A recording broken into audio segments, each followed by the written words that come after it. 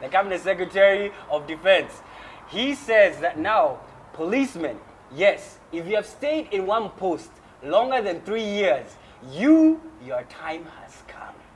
You are no longer going to have to stay there any longer. You're going to have to pack your things and actually be transferred. So he wants that locomotion. He wants to keep things in motion. And this is not even the first time that we've heard even about policemen being transferred. But now he's put a time limit of 3 years every single time. You know, the reason that they've done this is now we have to combat corruption. We've heard that story I think before. It's a big mistake. What do you say? Very big I mistake. think it's a big mistake. And I don't know why they have to keep on experimenting and not learning from mistakes. You know, they did this with the teachers. First of all, we have to accept that teachers, policemen, they're offering a really good service, but on top of it all, they're humans like us. Yes. You know, with the teachers, I saw families break. Families, literally, families break. So if you're going to break the families of these policemen, they're not all of them are spring chickens. Yeah, they have families, they have to live together.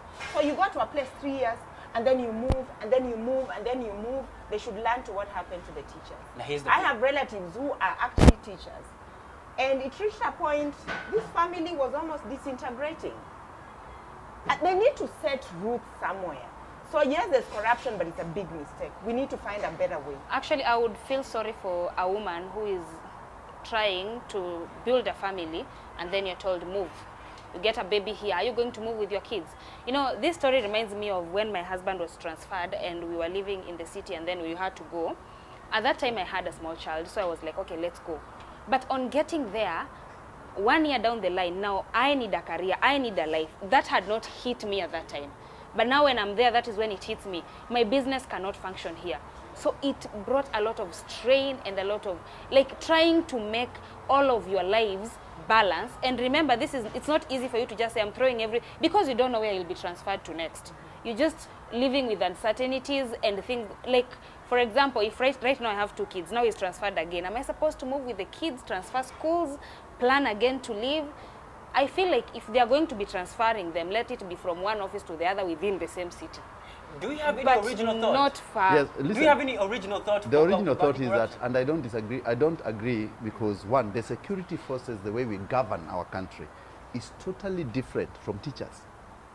The security, the moment you sign as a security officer, the rule is that you are not supposed to stay in one location for more than 3 years. It is like that. That's the rule. Yes. Okay, educators.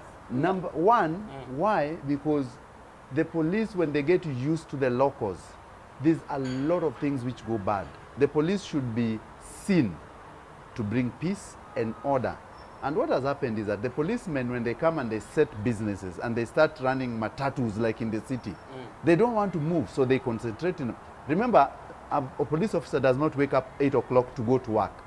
His work is to make sure that the area is safe. So he has no working hours. He has no working hours per se. That's why he can be in regular uniform or not. He can be working at night to respond to crime or to investigate crime or to look at these issues. But naturally, a police officer, when you put them in and that's what we've had. There are policemen who stayed, for example, in Kayole area for long. Crime short. So when you bring new officers, the gangs disappear because they do not know how they will get their money into the system. There's a lot of police system which people create. For example, look at what is happening in Sondu Miriu and in Sondu town, for example. There's police officers there. Kenyans are killing themselves.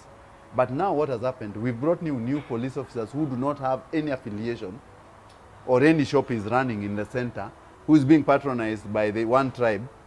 So now this peace and order will be brought. So, and this is the logic. The logic is that a police officer, when you are signed to do your duty, you are supposed to, your duty area operation is Kenya. You can be moved. Now,